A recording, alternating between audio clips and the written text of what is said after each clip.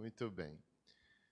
Meus irmãos, vamos abrir a palavra do Senhor no Salmo 142. Um salmo que já foi lido hoje 2 vezes na nossa liturgia de manhã e na nossa liturgia agora à noite, acredito que também foi lido.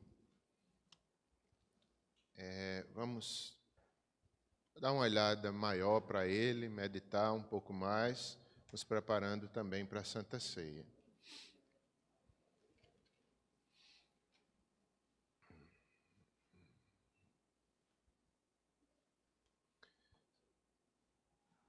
Mesmo assentados, façamos a leitura, eu lerei e peço que os irmãos acompanhem. Antes da gente ler, para que a gente entenda bem o contexto, né, a oração, a adoração de Davi, ele estava no meio de grande perigo, uma oração que fez quando estava na caverna. Então, só por aí a gente vê que é um salmo numa situação específica, numa situação difícil de súplica, aonde a força humana, onde a força humana, onde a capacidade humana estava limitada. Então é como se Davi estivesse dizendo: eu vou até aqui, daqui para frente eu não sei o que fazer, não sei o que vai acontecer. É esse o tom aqui da oração de Davi na caverna. Mas ele lamenta, ele ora confiantemente, e no final ele vai terminar cheio de esperança e fé. E assim deve ser nossa vida também. Vamos ler? Ao Senhor ergo a minha voz e clamo, com a minha voz suplico ao Senhor. Derramo perante Ele a minha queixa, à sua presença exponho a minha tribulação. Quando dentro de mim me esmorece o espírito, conheces a minha vereda. No caminho em que ando, me oculta uma armadilha. Olha à minha direita e vê, pois não há quem me reconheça. Nenhum lugar de refúgio, ninguém que por mim se interesse. A ti clamo, Senhor, e digo, tu és o meu refúgio, o meu quinhão na terra dos viventes. Atende o meu clamor, pois me vejo muito fraco. Livra-me dos meus perseguidores, porque são mais fortes do que eu. Tira a minha alma do cárcere, para que eu dê graças ao teu nome. Os justos me rodearão, quando me fizeres esse bem. Senhor, ajuda-nos a aprendermos com tua palavra, que tenhamos essa atitude de fé, de confiança, de esperança, todos os dias da nossa vida. Aplica a tua palavra em nossos corações, nos prepara para a Santa Ceia, nos enche da tua alegria, a certeza de que o Senhor veio a essa terra, nos nossos momentos mais difíceis, o Senhor veio nos redimir e hoje podemos tomar a Santa Ceia de forma alegre, confiantes, justificados, pois o Senhor venceu nossos inimigos, derramaste o teu sangue ali na cruz por nós. Quão grande livramento, quão grande esperança nós temos, em nome de Jesus. Amém. Então, irmãos, durante toda a exposição desse salmo, não é um contexto de Santa Ceia, mas é um contexto de vida cristã. Acredita-se que é o mesmo contexto do Salmo 57, onde Davi estava perseguido ali por Saul, quando Jonas, ali, né, o contexto histórico de 1 Samuel, capítulo 20, verso 3, quando Jonas e Davi fazem aliança. Davi ainda não estava no trono, mas sabia que Deus estava conduzindo para isso, um momento onde ele estava longe dos seus amigos, sendo perseguido, e ele fica numa caverna, literalmente. Então, o Salmo 57, ele tem esse mesmo contexto. Esse Salmo 142, a maioria dos estudiosos, inclusive eu usarei aqui o comentário da série Cultura Bíblica da Vida Nova, eles acreditam que é a mesma situação. Outros acreditam que é uma situação geral do povo de Deus. E, na verdade, isso se aplica não só a Davi. A cada um de nós passamos por sentimentos e situações semelhantes. Lá no contexto de 1 Samuel, capítulo 20, verso 3, tem no finalzinho do verso 3, Davi falando com Jonas da sua amizade, da aliança. Eles fariam ali, uma amizade entre Davi e Jonatas. Também Jonatas faz aliança com Davi. Saul fica irado contra Jonas. E logo depois, capítulo 24, começa ali a questão das perseguições. E também ele fica na caverna. E Davi poupa a vida de Saul no capítulo 24. Ainda no verso 20, tem um verso que eu quero chamar a atenção, quando diz assim: tão certo como vive o Senhor, e tu vives, Jonatas, apenas há um passo entre mim e a morte. Veja que era o contexto provável desse Salmo do 57, é esse, onde Davi, ele vê que está em perigo de vida. Ele diz: há apenas um passo entre mim e a morte. Então não era qualquer momento da vida de Davi. Foi um momento muito difícil, onde ele se afasta dos amigos, onde ele se sente ali em perseguição, perigo de vida. O que parecia ser uma tragédia, na verdade, se torna um fundamento para o seu reinado.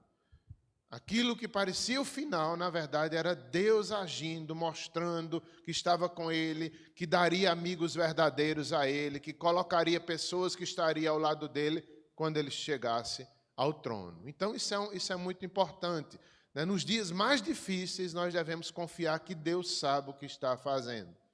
É uma lição desse salmo aqui. Deus sabe. Davi deveria entender isso. E aqui ele demonstra fé ainda nesse momento. No Salmo 57, Davi, ele é realista sobre essa situação, mas ainda nós vemos Davi aventuroso, ao invés de covarde. Ele está no Salmo 57, cheio de fé e humildade diante de Deus. Ele conta, ele narra o que estava acontecendo. Ele diz que era difícil, mas ele chega quase a achar bom aquela situação, porque ele sabia o final, que Deus iria levá-lo ao trono, que Deus o defenderia, que Deus estaria com ele. Então, Davi está confiante, apesar de estar numa caverna. E essa questão de estar numa caverna também é muito simbólica e literal também, porque nos ensina a estarmos cheios de fé dentro da caverna. Ainda que a gente tenha a esperança de sair dela, claro que a gente quer sair. Quem é que não quer sair da caverna? Mas a lição é que a fé, a presença de Deus nos enche lá mesmo dentro da caverna. E isso é tão importante a gente lembrar. Ainda que eu esteja em dias difíceis, ainda que esteja nisso, mas Deus está comigo ainda dentro da caverna. Que eu quero sair, eu quero. Eu tenho esperança que eu vou sair. Mas a presença de Deus está aqui comigo, dentro da caverna. No Salmo 53, como já disse, ele é realista, aventuroso, e não tem covardia, está cheio de fé e humildade. Já aqui, meus irmãos, nesse Salmo 42, Davi está num aperto maior, onde a fé dele está sendo esticada. Eu gostei disso. É como se ele tivesse quase ao ponto. Eu não vou além disso, Senhor. Eu não sei agora o que fazer. A fé dele está sendo ali provada, talvez ao máximo. Uma fé sendo provada, esticada, mas mesmo assim ele ainda tem fé. Isso é tão importante, meus irmãos. Às vezes a nossa fé ela é esticada, ela é provada, né? A gente na caverna não é fácil. Estar dentro de uma caverna não é fácil. A fé da gente é esticada, mas tenhamos a certeza que Davi teve. Esse salmo é uma queixa de alguém, no caso aqui Davi, que chega ao fim dos seus próprios recursos. Nós encontramos aqui, como eu já falei, Davi chega ao final dos seus recursos. Ele não sabe mais o que fazer com Saul, com essa situação. E às vezes a gente chega. Eu não sei vocês, mas eu chego muitas vezes na minha vida nesse ponto aqui, que eu não sei mais o que fazer. Na vida de Davi tem aqui 2 salmos, 142 e 57. Eu acho que se fosse a minha vida, quantas vezes eu cheguei nesse ponto que eu não sei mais o que fazer, eu não saberia dizer aos irmãos. Centenas, eu acho. Eu acho que todo dia eu chego. Todo dia, em algum momento do dia, eu chego a dizer, pronto, não sei, Senhor, se o Senhor não agir agora, dá-me fé para continuar crendo. Mas é verdade que há dias piores, né? Há dias onde a fé realmente é esticada ao máximo, e é o caso aqui de Davi. Ele chega ao fim dos seus próprios recursos. O estado flutuante das emoções de Davi fica visível durante as provações, não é? Ele está naquele estado flutuante de emoções. Mais uma vez, no Salmo 57, ele está corajoso e animado, quase gostando da situação, por causa da certeza do seu resultado triunfante. Nesse salmo, ser odiado e caçado é quase demais para Davi. Ele está exausto de tanta perseguição, né? É a diferença desse salmo para o outro. Ele está exausto de tanta perseguição. Ele está sendo odiado. Não é fácil você se sentir odiado pelas pessoas. É difícil, né? Cadê os amigos? Por que estão me odiando? Então era difícil para Davi viver aquilo. Ele se sente perseguido, caçado, como um animal que está sendo perseguido ali para ser morto. Davi se sente assim. E é como o comentarista diz, é quase demais para Davi. É quase que Davi, a sua fé foi esticada demais dessa vez. A fé se estica até seu limite, a fé prevalece, a esperança vem a reforçá-la. Que coisa linda, meus irmãos, que coisa linda. Quase se tora, mas chega a esperança, chega a presença de Deus e reforça, sustenta Davi. E ele termina o salmo com gratidão, com ações de graças, com louvor, a certeza que Deus sabia o que estava fazendo. Ele termina o salmo olhando para o futuro, como quem diz assim, Deus me dará novos amigos, Deus vai me levar para o trono. Não que o trono fosse tão importante, mas era a vontade de Deus. Davi sabia que Deus faria a sua vontade na sua vida. E ele tem aquela fé renovada. E realmente acontece, não é? Aquelas pessoas que foram se chegando depois a Davi, depois se tornaram base de amigos, de pessoas que Deus colocou ali para estar junto dele quando ele fosse rei. De fato, Davi, quem levou Davi ao trono foi o próprio Deus, desde a adolescência. Deus o leva para dentro do palácio, tem essa amizade com Jonas, toda uma circunstância que não era Davi que vivia batendo na porta do palácio, querendo entrar. Era Deus que o colocava lá dentro. E isso Davi entendia, e aqui ele é renovado. A certeza que Deus o colocaria no palácio. Totalmente diferente quando, se nós aplicarmos a nossa vida, né, a tendência da gente é bater na porta do palácio e dizer, eu sou o rei. Eu sou o rei, Deus me ungiu. Davi não fez isso, ele deixou Deus abrir a porta da sua vontade, do seu tempo. Ele lamenta, aqui ele lamenta, é uma oração de lamento, de queixa, mas termina com fé, que ele sabia que Deus iria levá-lo para cumprir a sua vontade. Vamos agora dar uma olhada nos versículos, 7 versículos. Nos versos de 1 a 3, nós vemos aí a urgência na oração. Então, a primeira aplicação aqui é que em tempos onde a nossa fé está sendo esticada, nós devemos correr para perto de Deus, correr para a oração. Correr para a oração. É na oração onde ali a gente derrama nosso grito, nossa queixa diante de Deus. Não há crente maduro sem oração, nós não chegamos no palácio, estou usando aqui apenas uma ilustração, né? Nós não chegamos na vontade de Deus a não ser lutando confiantemente, sendo renovados a partir da presença de Deus na oração. Então aqui, versos 1 a 3, uma urgência de oração. No verso 1, ao Senhor ergo minha voz e clamo, com a minha voz suplico ao Senhor. Está aqui, não é? A urgência, o tom de clamor, ao Senhor ergo, a minha voz suplico, traz aquela ideia de voz alta. É como quem diz assim, ninguém me detém, eu estou diante de Deus, eu clamo, Ele me conhece. Sabe aquela ideia, eu acho que é o cego Bartimeu, que quando vê Jesus passando, ele grita, ele não se importa com ninguém.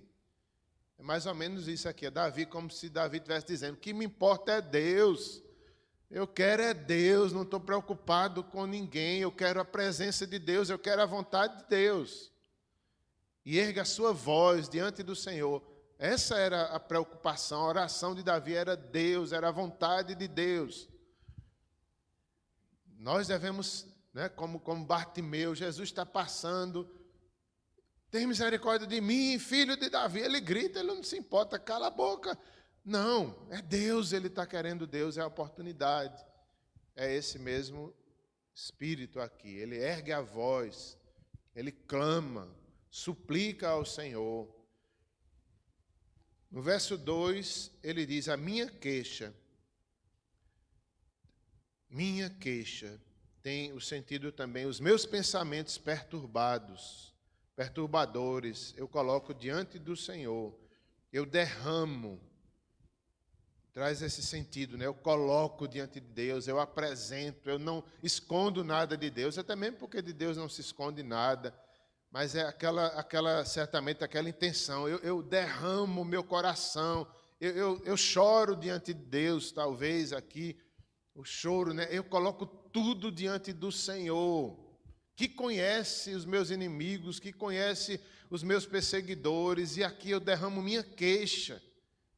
Isso é oração. O crente deve ter essa experiência, derramar-se perante o Senhor.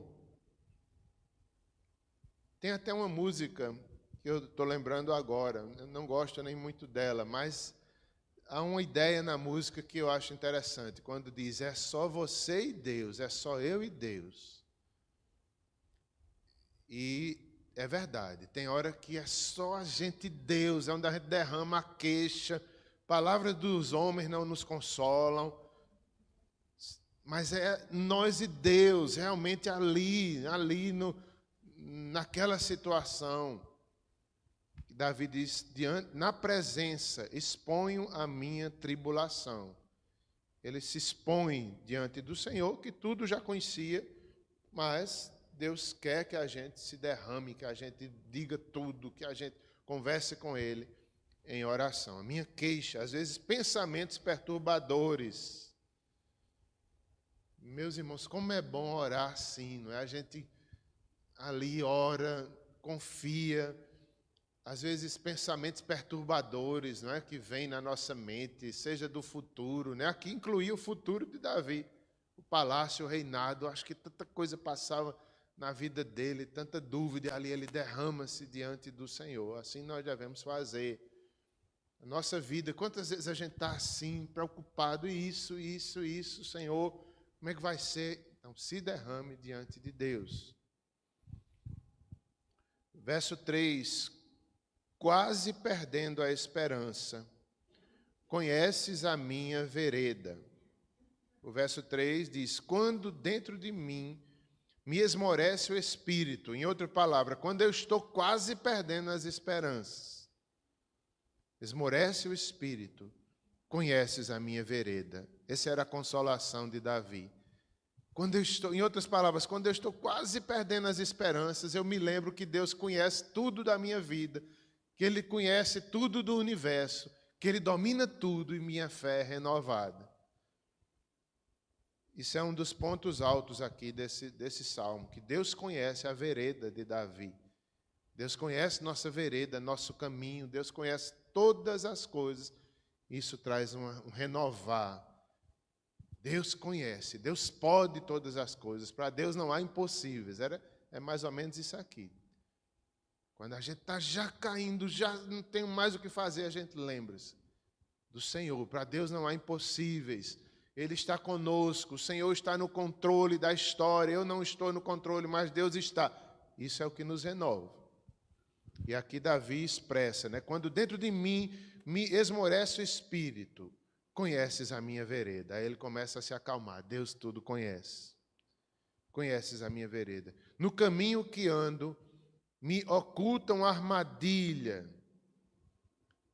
Davi estava sendo perseguido como uma caça, armadilhas diante dele. Conheces a minha vereda. Verso 4, situação muito difícil.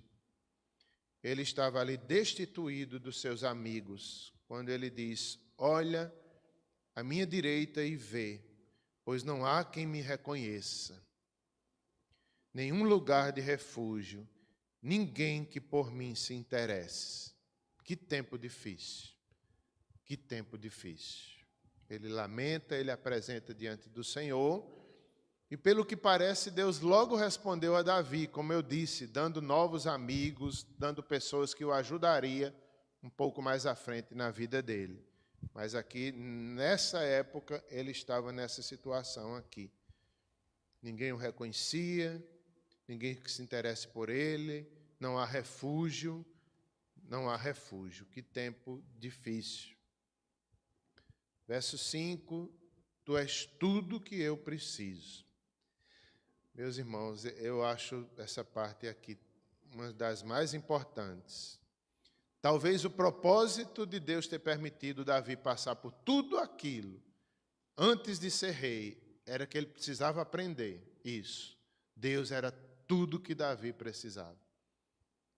Que bom que quando ele se tornou rei, ele já sabia disso. Por isso que o coração dele não estava no reinado, não estava no exército, não estava no trono, na autoridade, porque ele sabia, Deus é maior do que o trono, Deus é maior do que o exército, Deus é tudo o que eu preciso. Certamente Deus permitiu esse tempo difícil para Davi, para que ele aprendesse isso. Deus é a razão da minha vida. Nada nesse mundo é mais importante do que ele. Nada que eu tenha, nada que eu seja, se compara a isso aqui. Tu és tudo o que eu preciso. A ti, Senhor, a ti clamo, Senhor, e digo, tu és o meu refúgio, o meu quinhão na terra dos viventes. Isso aqui é muito importante, meus irmãos, quando nós chegamos a esse ponto de entender, Deus é tudo que eu preciso, é o meu quinhão na terra dos viventes. Será que nós já chegamos a esse ponto? Deus é tudo, Deus é tudo. Ele é quando Deus quebra os ídolos do nosso coração e a gente coloca toda a confiança nele, não mais em nada humano, ainda que seja importante. O palácio era importante, o governo era importante, a economia, tudo isso Deus ama e Deus quer abençoar. Mas Davi precisava aprender que antes disso tudo, a riqueza de Davi era o próprio Deus. Nós devemos entender isso nas situações da vida, que Deus nos quer. Deus se preocupa e nos quer envolvidos com a vida, com tudo que a vida tem, mas com essa força no coração de fé. Não negocio Deus por nada. Deus é o quinhão, não é como ele usa essa expressão aqui. Ele é o meu quinhão na terra dos viventes. Ou seja, eu não negocio minha fé por nada. nem no trabalho, nem na universidade, nem no meu diploma, nem nada que eu viva nessa terra, ainda que eu seja um rei, ainda que um dia eu me torne um rei, eu não negociarei a minha comunhão com Deus, porque Deus é tudo na minha vida. Então, como é bom a gente aprender isso. E parece que a gente só aprende assim, em tempos difíceis. Davi aprendeu aqui quando os amigos se afastaram, quando ele foi perseguido, aí ele disse, Deus é tudo. Às vezes a gente só aprende isso, a não negociar a fé em tempos difíceis. Quando a gente diz, Deus é o meu tudo. Não é? Pode eu ser rei, pode eu ir ao palácio, pode eu ganhar o dinheiro do mundo todo, mas eu não vou mais me iludir. Porque agora eu entendi que Deus é a prioridade da minha vida. Ele é tudo, eu não vou negociar a minha fé por nada. Verso 6 também traz essa ideia complementando aí. Atende o meu clamor, pois me vejo muito fraco. Livra-me dos meus perseguidores, porque são mais fortes do que eu.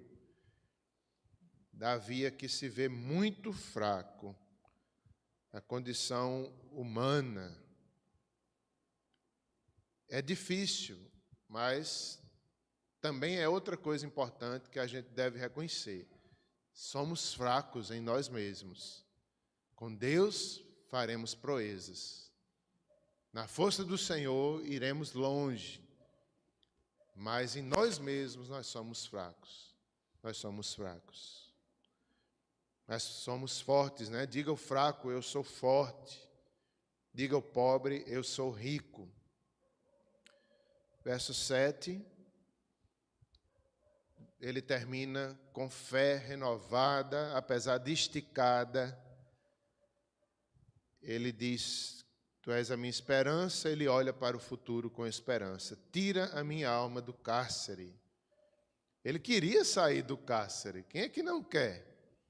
Mas mesmo enquanto Deus deixava ele um tempo no cárcere, ele se encheu de fé e confiança ainda dentro do cárcere. Mas aqui ele olha para o futuro. Tira a minha vida, tira a minha alma do cárcere, para que eu dê graças ao teu nome. Os justos me rodearão.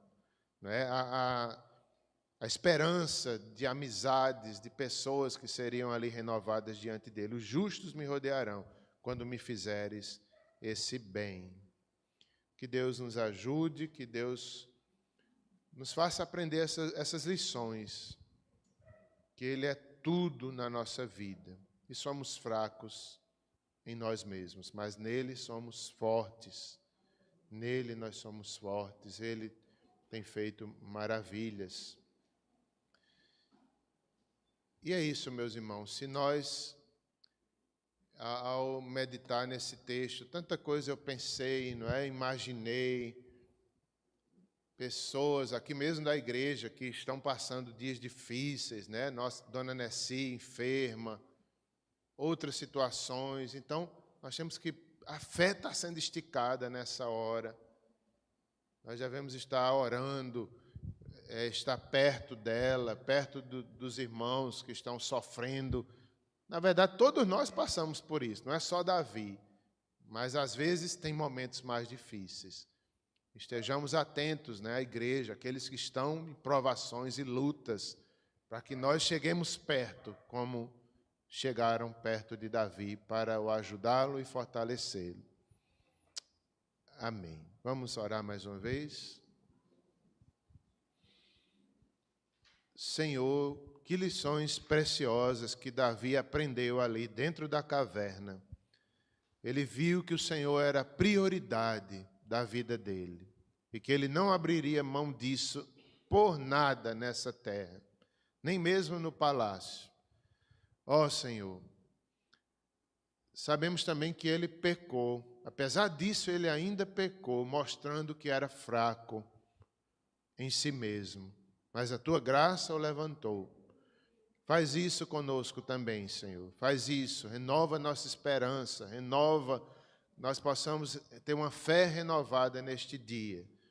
Abençoa os irmãos da nossa igreja que estão sendo provados, que estão dentro da caverna, que eles recebam a graça, que eles recebam o refúgio, que eles sejam renovados ali mesmo dentro da caverna, Senhor, mas estejam cheios de convicção que Tu és tudo o que eles têm nessa vida. Faz isso, aplica a Tua palavra em nossos corações, nos prepara agora para a Santa Ceia, em nome de Jesus. Amém.